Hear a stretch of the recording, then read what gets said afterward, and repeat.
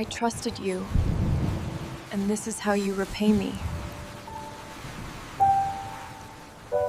My heart slammed against my ribs like a trapped animal as I stared at the glowing screen in the dim light of our bedroom. There, in the notification bubble on her phone, left carelessly on the nightstand while she showered, was a message from Alex. Last night was incredible. Can't wait for more. Alex, her ex, the one she'd sworn was ancient history. Steam from the bathroom seeped under the door, carrying the scent of a lavender shampoo, mocking the intimacy we'd built over 3 years. I set the phone down, hand trembling, as the water shut off. What the hell was I supposed to do now? I slid back under the covers, feigning sleep, my mind a whirlwind of denial and dread. We'd been solid, or so I thought. Sarah and I met at a rainy coffee shop in Seattle, bonding over spilled lattes and shared dreams of escaping the corporate grind. She was vibrant, with that laugh that could light up a storm cloud, and I was a steady one, the guy who planned surprise picnics and whispered futures during late-night talks. But lately, subtle shifts had crept in, like her phone face down on tables, quick glances away when it buzzed, or the way she'd linger over work emails that seemed too personal. I'd rationalize it all. Stress from a promotion, my own long hours at the architecture firm. Love makes you blind, doesn't it? Or maybe just stupid. She emerged from the bathroom, towel-wrapped, her wet hair dripping onto the hardwood floor with soft plinks that echoed my pulsing anxiety. She slipped into bed, her skin warm against mine, and for a moment I almost convinced myself it was nothing. "Hey, babe," she murmured, nuzzling my shoulder. "You awake?" I opened my eyes, forcing a smile that felt like cracking glass. "Yeah, everything okay?" She hesitated, her fingers tracing idle patterns on my chest. The room smelled of her soap and the faint rain tapping against the window pane, a soundtrack to the unease building in my gut. "My ex texted me today," she said finally, her voice casual but laced with something I couldn't pinpoint. Guilt? Excitement? Alex. Out of the blue. My stomach twisted. "What did he say?" She sighed, rolling onto her back to stare at the ceiling fan whirring lazily above us. "Just catching up. Said he misses me, regrets how things ended. I don't know. It's weird." I swallowed hard, the words tasting like bile. Part of me wanted to demand details, to shatter the fragile peace, but fear held me back. What if I pushed too hard and lost her? How do you feel about it? I asked, my tone measured, even as anger simmered beneath. Anger at him, at her, at myself for not seeing this coming.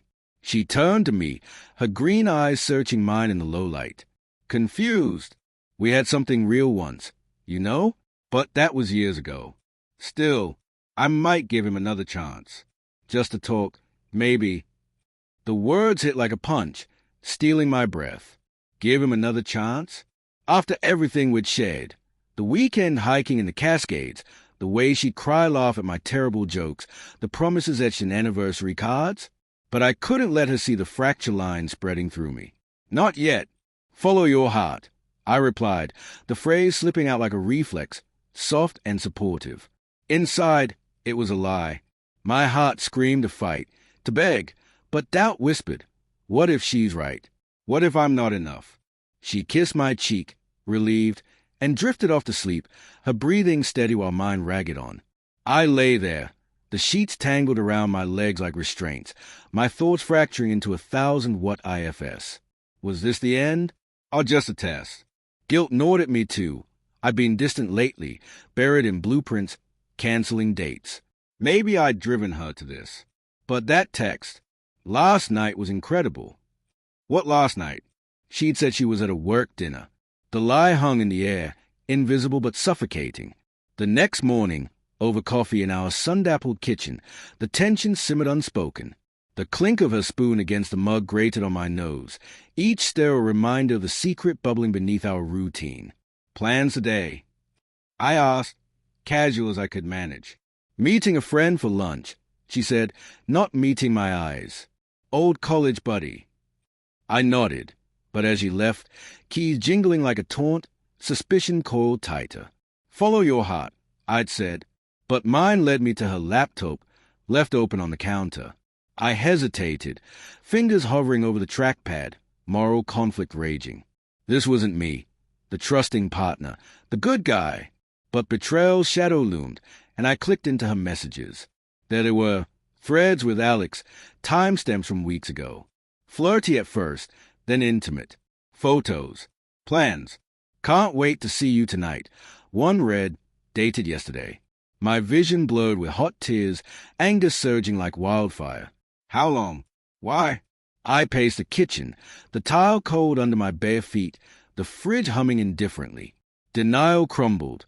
The late nights, the new laundry I'd assumed were for us, the distant smiles. I'd ignored the red flags, rationalizing them into love's quirks. Now, they screamed betrayal. I grabbed my coat, heart pounding, and followed her. The city blurred past, rain-slicked streets reflecting neon signs, pedestrians huddled under umbrellas like ghosts. I spotted her car at a cafe downtown, parked haphazardly. Through the fogged window, there she was, laughing with him. Alex, his hand on Hayes, her face alight in a way I hadn't seen in months. The sight gutted me, a visceral rip through my chest. I burst in, the bell above the door jingling like an alarm. Sarah. She froze, color draining from her face. What are you doing here? Alex stood, confusion morphing to defensiveness.